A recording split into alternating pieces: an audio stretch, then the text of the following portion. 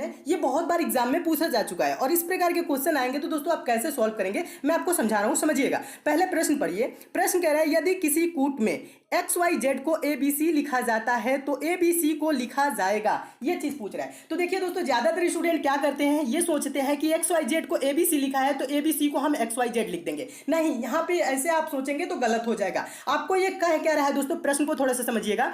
XYZ को ABC लिख रहा है तो अब यहाँ पे देखना है दोस्तों, ये X को क्या लिखा है, A लिखा है, यानी कि X के कितने बाद A आता है, यानी कहने का मतलब है Y और Z छोड़ देंगे, उसके बाद क्या आएगा, A आएगा। फिर Y को क्या लिखा है दोस्तों, B लिखा है, तो Y के बाद Z आता है, उसके बाद A आता है, फिर क्या आता है, B। ठीक है, समझ रहे हैं ना, ये क्या कर रहा है, ऐसे लिख रहा है। फिर आगे चलिए, Z के बाद क्या लिखा है दोस्तों, C लिखा है, यानी कि Z के बाद A और B को छोड़ दिया है, C लिखा है। आगे क्या कर रहा है, दो का गैप ले रहा है। इसी प्रकार से दोस्तों हम क्या करेंगे, ABC को लिखेंगे। बहुत ही इंपॉर्टेंट है, बहुत बार क्वेश्चन पूछा गया है। तो A के बाद दोस्तों हम 2 छोड़ देंगे, तो बताइए B और C छोड़ देंगे तो होगा क्या दोस्तों, D हो जाएगा। और B के बाद दोस्तों क्या होगा, 2 छोड़ देंगे, यानी C और D छोड़ देंगे तो क्या हो जाएगा, E हो जाएगा। और C के बाद दोस्तों 2 छोड़ देंगे, यानी कि D और E छोड़ देंगे तो क्या हो जाएगा, F हो जाएगा। ठीक है, तो DEF इसका राइट आंसर होगा। अब देखिए DEF किस ऑप्शन में दिया है, तो देखेंगे DEF ऑप्शन नंबर C में दिया हुआ है, तो आपका ऑप्शन नंबर C दोस्तों क्या हो जाएगा, सही हो जाएगा। तो मैं उम्मीद करता हूं दोस्तों आप इस प्रश्न को बहुत अच्छे तरीके से समझ गए होंगे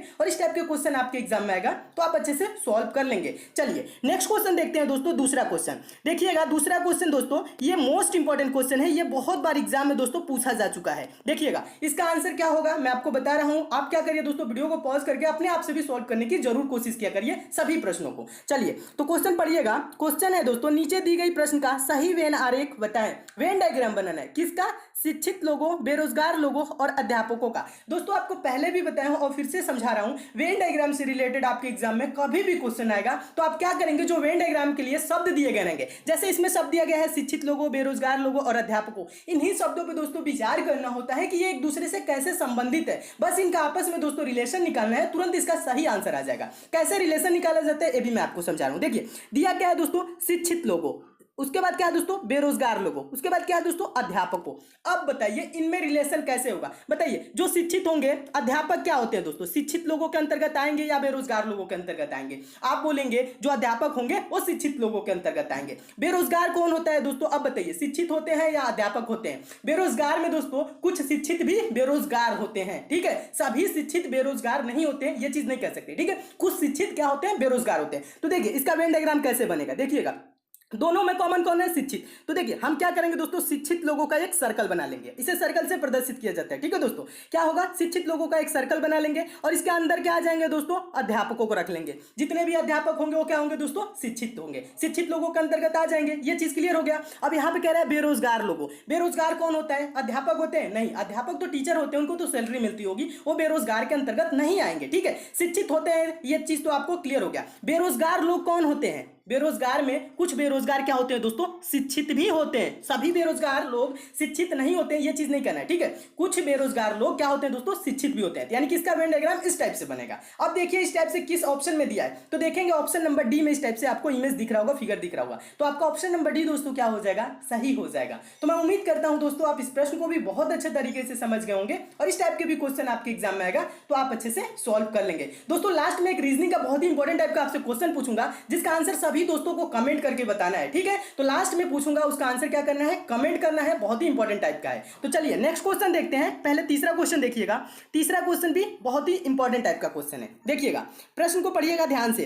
प्रश्न है निम्नलिखित संख्या श्रृंखला में अगले पद की पहचान करें। अगले पद मतलब ये दोस्तों श्रृंखला है, यानी सीरीज है, और यहाँ प्रश्नवाचक चिन्ह है, यहीं पे आपको बताना है कि कौन सी संख्या होगी। इसके लिए आप कैसे सॉल्व करेंगे, देखिएगा कभी भी दोस्तों सीरीज से रिलेटेड क्वेश्चन आएगा तो आप क्या करेंगे, सीरीज के संख्याओं को ध्यान से देखेंगे। ध्यान से देखने का मतलब है स्क्वायर है, क्यूब है या नॉर्मल संख्या है कि ये आगे सीरीज चल रही है। कहने का मतलब है 4 है, 9 है, 25 है, 49 है। दोस्तों आपके देखने में ये थोड़ा सा यहाँ पे समझ में आ गया होगा ये संख्याएं कैसी है। ये संख्याएं दोस्तों स्क्वायर है, यानी कि ये स्क्वायर वर्ग का ये क्या चल रहा है दोस्तों, सीरीज चल रहा है। यानी ये दोस्तों जो 4 है ये क्या है दोस्तों, ये 2 का स्क्वायर है। ये 9 है दोस्तों, ये क्या है दोस्तों, ये 3 का स्क्वायर है। ये 25 है, ये क्या है, ये 5 का स्क्वायर है। और ये जो 49 है ये किसका स्क्वायर है, 7 का स्क्वायर है। आगे प्रश्नवाचक प्रश्नवाचक चिन्ह है, यहाँ पे क्या होगा आपको बताना है। तो देखिए अब यहाँ पे थोड़ा सा आपको कंफ्यूजन हो सकता है। देखिए अगर जो ये सीरीज 3, 5, 7 से चलता है यानी 9 से चलता, 9, 25, 49 होता, आगे देखिए यहाँ पे 2 का भी स्क्वायर दिया हुआ है, समझिएगा थोड़ा सा मैं जो समझाने की कोशिश कर रहा हूँ। ये 3, 5, 7 चलता तब हम क्या बोल देते दोस्तों, यहाँ पे 9 का स्क्वायर होगा क्योंकि ये विषम संख्याओं का स्क्वायर चल रहा है। लेकिन ऐसा दोस्तों है नहीं, क्योंकि आगे इसमें एक सम संख्या 2 भी है। तब इसको कैसे सोचेंगे अब बताइए, आगे क्या होगा, 7 के बाद 8 का होगा, 9 होगा, 10 होगा, 11 होगा, क्या होगा, यहाँ पे सबका स्क्वायर दिया है। देखिएगा 64 भी है, 8 का स्क्वायर, 9 का स्क्वायर 81 भी है, और 10 का स्क्वायर 100 भी है, 11 का स्क्वायर क्या है 121 भी है। सभी ऑप्शन में दिए गए हैं। और ये दोस्तों मोस्ट इंपॉर्टेंट क्वेश्चन है, हमेशा एग्जाम में पूछा जाता है। और इसका जो लॉजिक लगता है दोस्तों मैं आपको बता रहा हूं क्या है ये दोस्तों, ये जो संख्याएं हैं 2, 3, 5, 7, ये क्या है दोस्तों, ये रूट संख्या यानी अभाज्य संख्याओं का स्क्वायर चल रहा है। अभाज्य संख्याएं कौन होती है दोस्तों, जो 1 से कटे और स्वयं से कटे, वो अभाज्य संख्याएं होती है। ठीक है, यानी कि 2 के बाद अभाज्य संख्या कौन आती है 3, 3 के बाद कौन आता है 5, 5 के बाद कौन आता है 7, 7 के बाद अभाज्य संख्या कौन आता है दोस्तों 11 आता है। क्या आता है दोस्तों 11, 9 नहीं आता है, 9 3 से भी विभाजित हो जाता है, 9 1 से होगा, 3 से होगा और 9 से भी होगा। ठीक है, जो 1 और स्वयं से विभाजित हो वो अभाज्य संख्या होती है। 9 नहीं होगा, 10 भी नहीं होगा, क्योंकि 10 तो 1 से होता ही है, 2 और 5 से भी अन्य संख्या है जिससे विभाजित हो सकता है। और 11 दोस्तों क्या है, अभाज्य संख्या है 7 के बाद। ठीक है, तो 11 का स्क्वायर दोस्तों क्या होगा, 11 का स्क्वायर होगा 121 यानी कि 121, यानी प्रश्नवाचक चिन्ह पे दोस्तों क्या आएगा 121 आएगा। और 121 देखिए किस ऑप्शन में है, तो ऑप्शन नंबर देखेंगे बी में, तो आपका ऑप्शन नंबर बी दोस्तों क्या हो जाएगा, सही हो जाएगा। यानी 7 के बाद अगला अभाज्य संख्या कौन होता है 11 होता है, तो इसलिए यहाँ पे क्या होगा 11 का स्क्वायर होगा। और ये मोस्ट इंपॉर्टेंट क्वेश्चन है दोस्तों, इस क्वेश्चन को आप अपने नोटबुक में जरूर नोट करिएगा और हमेशा के लिए दोस्तों याद भी रखिएगा, क्योंकि ये प्रश्न हमेशा एग्जाम में पूछा जाता है। तो मैं उम्मीद करता हूं इस प्रश्न को आप बहुत ही अच्छे तरीके से समझ गए होंगे, और इस टाइप के क्वेश्चन दोस्तों आपके एग्जाम में अगर तो आप अच्छे से सॉल्व कर दोस्तों। चौथा क्वेश्चन देखिएगा, नॉन वर्बल से, बहुत ही इंपॉर्टेंट क्वेश्चन है। और इस टाइप का क्वेश्चन आता है एग्जाम में जब, तो ज्यादातर स्टूडेंट क्या होते हैं कंफ्यूज हो जाते हैं, इसको हम कैसे सॉल्व करेंगे। देखिएगा बहुत आसान तरीका समझा रहा हूं। देखिए प्रश्न यहाँ पे कुछ भी नहीं है, प्रश्न समझिएगा, यहाँ प्रश्न आकृति है और ये उत्तर आकृति है, और यहाँ पे प्रश्नवाचक चिन्ह है। यहाँ पे कौन सी आकृति भरी जाएगी इस उत्तर आकृति में से आपको बताना है। ठीक है, तो देखिए ऐसे कभी भी क्वेश्चन आएगा दोस्तों, तो आप डायरेक्ट नहीं सोचेंगे कि ये इमेज जो है फिगर वाला जो क्वेश्चन आता है नॉन वर्बल वाला,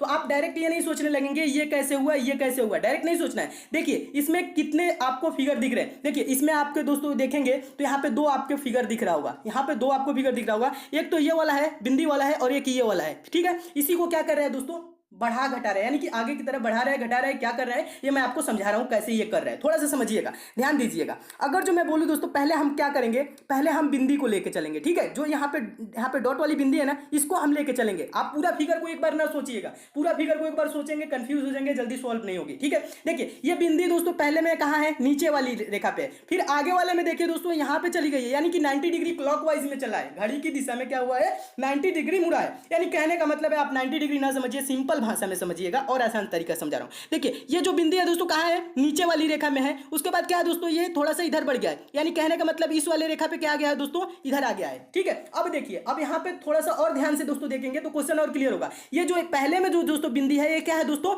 बाहर की तरफ है, और जो दूसरे में दोस्तों जो बिंदी है वो क्या है दोस्तों, अंदर की तरफ है। देखिएगा ध्यान से देखेंगे तो आपको समझ में आएगा। पहले में देखिए दोस्तों क्या है, बाहर की तरफ है ना, दूसरे में दोस्तों क्या है, ये अंदर की तरफ है ना, क्लियर है। यानी कि पहले में यहाँ पे है, दूसरे में यहाँ पे। अब तीसरे में दोस्तों जो फिगर होगा वो ऐसे होगा। ठीक है, अभी समझिएगा। और बिंदी कहाँ होगा, पहले में बाहर, दूसरे में अंदर, फिर तीसरे में क्या होगा दोस्तों बाहर, और कहाँ पे आ जाएगा दोस्तों, यहाँ पे आ जाएगा। समझिएगा, बिंदी क्या होगा, यहाँ पे बीच में आ जाएगा ना, यहाँ पे हो जाएगा। ठीक है, यहाँ पे क्लियर हो गया। और चौथे में दोस्तों क्या होगा, जब यहाँ पे है तो देखिए चौथे में यहाँ पे दिया हुआ है। ठीक है, यानी कि ये जो बिंदी वाला जो चल रहा है क्रम, ये तो सही आपको मिल गया, यानी 90 डिग्री घूम रहा है। ठीक है, बस उतना उतना उतना समझिएगा। पहले में नीचे वाले लाइन पे है, दूसरे वाले साइड वाले पे है, तीसरे वाले में ऊपर हो गया, चौथे वाले में इस साइड पे हो गया। ठीक है, यानी आपको ये चीज क्लियर हो गया, यानी कि कहाँ होगा, यहाँ पे होगा। अब क्या करना है दोस्तों, आपको जो ये वाला फिगर आपको दिख रहा है ना कॉर्नर पे, पहले में देखिएगा यहाँ पे ये जो दोस्तों फिगर दिख रहा है, तो पहले में यहाँ पे, दूसरे में दोस्तों कहाँ है, यहाँ पे है। समझ रहे ना, ये भी क्या हुआ है, एक कोने से दूसरे कोने पे गया। अब तीसरे में दोस्तों कहां पे होगा, तीसरे में होगा यहाँ पे। यहाँ पे कहने का मतलब है इस तरह से हो जाएगा, कैसे हो जाएगा, इस टाइप से हो जाएगा। ठीक है, और चौथे में कहां पे होगा दोस्तों, यानी कि इस कॉर्नर पे हो जाएगा, यहाँ पे दिया हुआ है।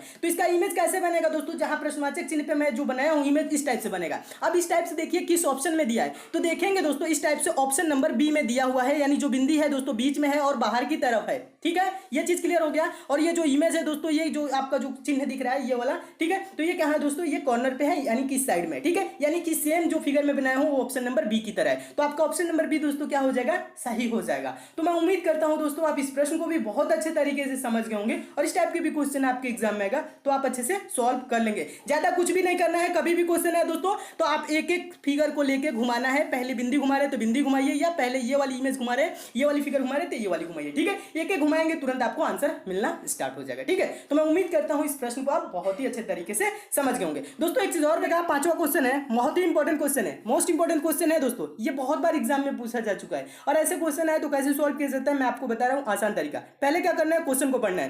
क्वेश्चन है दिए हुए विकल्पों में से लुप्त संख्या ज्ञात कीजिए। लुप्त संख्या मतलब क्या होता है दोस्तों, मिसिंग नंबर। कहां पे है दोस्तों, प्रश्नवाचक चिन्ह यहां पे दिख रहा है ना कॉर्नर पे, यहीं पे आपको बताना है कि कौन सी संख्या होगी। इसके लिए दोस्तों आप क्या करेंगे, देखिएगा, जब कभी भी दोस्तों कॉर्नर पे संख्या आए, ठीक है, यानी कि मिसिंग नंबर प्रश्नवाचक चिन्ह हो, तो आप क्या करेंगे, पहले दोस्तों कभी भी क्वेश्चन आएगा मिसिंग नंबर यानी लुप्त संख्या से रिलेटेड तो आप संख्याओं को ध्यान से देखेंगे, संख्याएं कहीं आपको बड़ी छोटी तो नजर नहीं आ रही। कहने का मतलब है दोस्तों इस वाले लाइन में दोस्तों आप देखेंगे तो यहाँ सबसे बड़ी संख्या 120 है, यानी इस लाइन की सबसे बड़ी, और इस लाइन में देखेंगे तो यहाँ पे 45 है। तो यानी जब ऐसे संख्याएं दोस्तों हो नीचे की तरफ बड़ी हो, या दोस्तों क्या हो सकता है कभी साइड की तरफ बड़ी हो, ठीक है, तो प्रश्न को दोस्तों साइड की तरफ होगी तो ऐसे सोचेंगे, नीचे की तरफ बड़ी संख्या होगी तो ऐसे सोचेंगे। कहने का मतलब है, समझिएगा, अभी समझा रहा हूं, देखिएगा यहां पे क्या है दोस्तों 120 है, क्या है 120 है, 120 है, तो हम कैसे सोचेंगे कि यहां पे 120 है। तो देखिए एक यहां पे देखिएगा एक है ना 1 और यहां पे 11 11, ठीक है, 1 और 11 को हम क्या करें कि 120 आ जाए। तो दोस्तों थोड़ा सा दिमाग लगाएंगे तो मैं आपको समझा रहा हूं, समझ जाएंगे। देखिएगा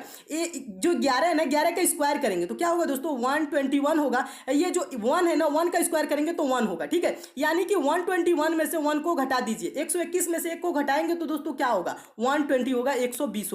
और देखिए 120 यहां पे दिया हुआ है। इसी प्रकार से दोस्तों ये जो 7 है ना, 7 का स्क्वायर क्या होगा, 7 का स्क्वायर 49, 7 7 49 होता है, और 2 का स्क्वायर दोस्तों क्या होगा 4, 4 इसमें से घटा दीजिए, 49 में से 4 घटाएंगे तो दोस्तों क्या होगा 45 होगा। और देखिए 45 यहां पे दिया हुआ है, ठीक है, क्लियर है, यहां पे दिया हुआ है तो इसका ये इस टाइप से ये सॉल्व हो रहा है। यानी कि यहां तक जब दो ऑप्शन में यानी कि दो लाइन में क्लियर हो गया, तीसरा वाला लाइन भी क्या होगा दोस्तों ऐसे ही सॉल्व होगा। यानी कहने का मतलब है दोस्तों यहां पे 5 का स्क्वायर क्या होगा 25 होगा, और ये जो 3 का स्क्वायर क्या है दोस्तों 9, 9 क्या करेंगे दोस्तों माइनस कर देंगे 25 में से, 25 में से 9 माइनस करेंगे क्या होगा दोस्तों 16। अब 16 किस ऑप्शन में दिया है, देखिए दोस्तों ऑप्शन नंबर बी में दिया हुआ है, तो आपका ऑप्शन नंबर बी क्या हो जाएगा दोस्तों सही हो जाएगा। तो मैं उम्मीद करता हूं दोस्तों आप इस प्रश्न को भी बहुत अच्छे तरीके से समझ गए होंगे और इस टाइप के भी क्वेश्चन आपके एग्जाम में आएगा तो आप अच्छे से सॉल्व कर लेंगे, ठीक है। दोस्तों एक क्वेश्चन आप सभी लोगों के लिए है, इसका कौन सा आंसर सही होगा कमेंट बॉक्स में ज़रूर बताएं।